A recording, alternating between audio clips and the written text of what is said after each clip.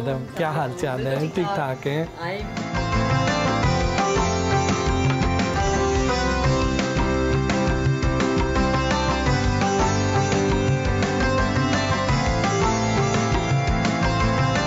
बहुत बहुत शुक्रिया लैला आपका, आपने हमें टाइम दिया। नहीं, आपके आने का शुक्रिया, आप हमारे घर आए। कैसी आजकल मसरूफियत चल रही है? आजकल तो आप बहुत ज़्यादा एक्टिव हैं, हर चैनल पे नज़र आ रही हैं माशाल्लाह। बस मसरूफियत तो रहती है और मैं समझती हूँ कि मसरूफ़ रहना ही ज़िंदगी है।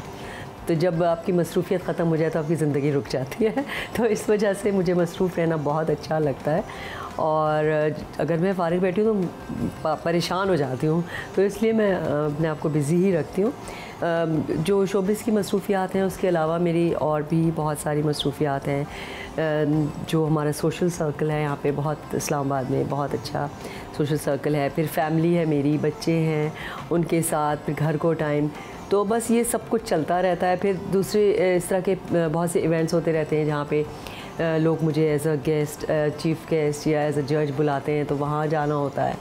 तो बस कुछ ना कुछ हर वक्त चलता ही रहता है।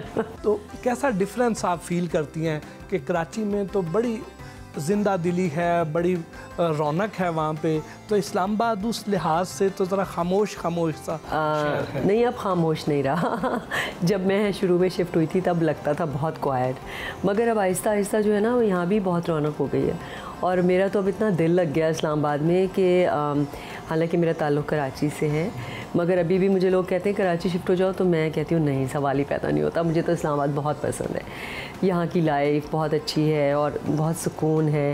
मतलब खामोशी नहीं है मगर सुकून ज़रूर है। तो आपने और आपकी बहन जो बेला है जी, इन्होंने इतनी छोटी एज में जी रेडियो से फ़नी सफ़र का आगाज़ किया। जी बिल्कुल। तो इतनी छोटी 8-9 साल की उम्र में इतना कॉन्फिडेंस कैसे आ गया? मैं समझती हूँ कि इसमें पेरेंट्स को बहुत क्रेडिट जाता है। जो हमारे वालिद साहब थे मरहूम, अल्लाह ताला उन्हें जन्नत नसीब करे, वो रेडियो पाकिस्तान से उनका ताल्लुक़ था और उन्हीं की वजह से हमें शौक़ पैदा हुआ। उनके साथ जब जाके रेडियो देखते थे तो दिल चाहता था कि हम भी इसमें काम करें। तो हमने अपने वाले साहब से ज़िक्र किया, उन्होंने कहा कि ठीक है, जाओ ऑडिशन दो, अगर अप्रूव हो जाती हो तो कर लो, मेरा नाम मत लेना वहाँ पे।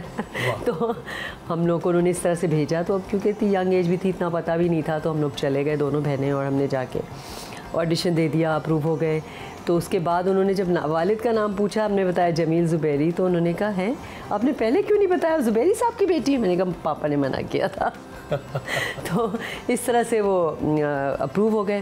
फिर रेडियो पे प्रोग्राम शुरू कर दिया। मैं समझती हूँ कि उसी से मैंने सीखा, रेडियो से। वो मेरी पहली समझ लें कि दर्सगाह की हैसियत रखती है, क्योंकि डायलॉग डिलीवरी और तलफ़्फ़ुज़ और स्ट्रेसेस, पॉजेज़, ये सारी चीज़ें रेडियो से इंसान सीखता है। तो और मेरे ख़ास से कॉन्फिडेंस भी मुझे उसी से मिला। कौन सा प्रोग्राम था वो पहला तो हमने शुरू जब किया तो बच्चों का प्रोग्राम था, स्कूल ब्रॉडकास्ट था। उसके बाद फिर स्टूडियो नंबर 9 होता था, उसमें ड्रामा होता था। स्टूडियो नंबर 9 में drama, as a child artist हम लोगों ने ड्रामे में काम किया।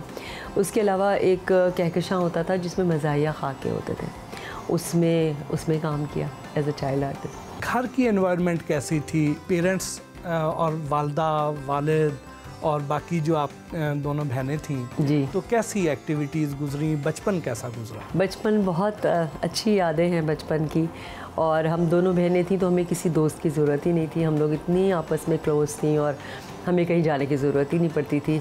फिर ये था कि बहुत फ्रेंडली माहौल था हमारे घर में और अदबी माहौल भी था। मेरे वालिद क्योंकि अदीब भी थे, उनकी बहुत सारी किताबें आई हैं, तो रात को अक्सर ही होता था कि पहले जब बैठते थे हम लोग तो फिर पहले बैतबाजी होती थी सोने से पहले, तो लिहाजा बचपन में बहुत से अशार याद किए इसी वजह से, क्योंकि बहुत ज़्यादा पापा जो थे वो इस बात की हौसला अफजाई करते थे कि आप अच्छे अच्छे शेर याद करें। तो इसलिए रोज़ाना रात को एक दिन हमारे बैतबाजी होती थी, उसमें पार्टनर्स होते थे, कभी मैं और अम्मी और पापा और बेला हो जाते थे, कभी अदर वे राउंड होता था। और फिर हमारी बैतबाजी के बाद फिर कभी कसौटी होता था। कसौटी में ऐसे बड़े बड़े लोगों का बारे में सोचा जाता था, उससे थोड़ा सा जनरल नॉलेज में भी इजाफा होता था इस चीज़ से, तो वो होता था।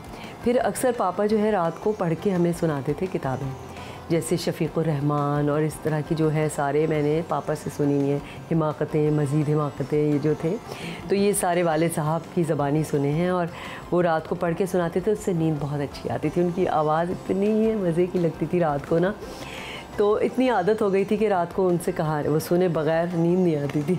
तो जब आप बचपन में ही आपको रेडियो पे अपॉर्चुनिटी मिल गई जी, और फिर उसके बाद टीवी पे भी आप बड़ा अर्ली आ गई जी, तो उस वक्त जब आप स्कूल और कॉलेज लाइफ में थी तो वहाँ पे जो आपको एक डिस्टिंक्शन आपको मिलती होगी, जो एक अहमियत मिलती होगी, उस वो ज़रा शेयर कीजिए कि वो कैसा लगता। देखिए असल में मेरा स्टार जो है ना वो है लियो, और लियोज़ जो होते हैं वो सेंटर ऑफ अट्रैक्शन रहना चाहते हैं, सेंटर ऑफ अटेंशन उनको चाहिए होती है, लाइमलाइट में रहना। तो मुझे भी शुरू से लाइमलाइट में रहना अच्छा लगता था। और मतलब ये कि हमेशा मैं टीचर्स की मंजूर नज़र होती थी, हमेशा मैं क्लास की मॉनिटर प्रीफेक्ट होती थी। वो इस वजह से नहीं कि मैं रेडियो या टीवी से ताल्लुक़ था, वैसे मैं अच्छी बच्ची होती थी क्लास की, तो इस वजह से टीचर्स भी बहुत प्यार करती थी। पढ़ाई में कैसी थी? पढ़ाई में अच्छी थी, मतलब टॉप 3 में तो नहीं आती थी, मगर हाँ टॉप 10 में आ जाती थी। तो आपके दिन की फिर रूटीन कैसी होती है? वैसे तो मैं बिज़ी होती हूँ शूट्स वगैरह में, मगर जब मुझे बीच में टाइम मिलता है तो अब आप जल्दी आ गए, मैं अभी सैलून जाने वाली थी क्योंकि अभी 3-4 दिन से काम करी थी, तो आज मैंने अपने बाल धोए तो मैंने कहा जाके ब्लो ड्राई करा लूँ जल्दी से आपके शो से पहले, मगर आप जल्दी आ गए। अच्छा। तो अब खैर कोई बात नहीं, हम आपके साथ चले जाएंगे। शोबिज़ में होते हैं तो आपको कपड़े भी बहुत चाहिए होते हैं, तो मेरा इसका भी बहुत रहता है मसला कि हर वक्त डिज़ाइनर के पास जाना और शॉपिंग पे जाना, ज्वेलरी चाहिए होती है। तो मैं गोल्ड ज्वेलरी तो मुझे इतनी पसंद नहीं है, but I like Turkish jewellery और इस तरह की आर्टिफिशियल जो है बहुत अच्छी लगती है, तो वो मैं अक्सर उसकी शॉपिंग के लिए कभी कभी बाज़ार चली जाती हूँ। वैसे तो घर में यही रूटीन होता है कि सुबह उठे, अपने ब्लैक कॉफ़ी पी, उसके बाद एक्सरसाइज पे गए, एक्सरसाइज से आके नाश्ता वाश्ता किया, फिर उसके बाद जो बाकी दिन का रूटीन होता है।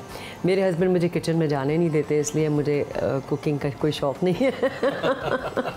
तो असल में मेरा ना एक दफ़ा हाथ जल गया था बहुत बुरी तरह से, तो उसके बाद से उन्होंने बिल्कुल पाबंदी लगा दी कि तुम किचन में नहीं जाओगी। तो आपके लिए बड़ा फ़ायदा हो गया। बड़ा फ़ायदा हो गया। आइए फिर चलते हैं आप में। चले, हाँ।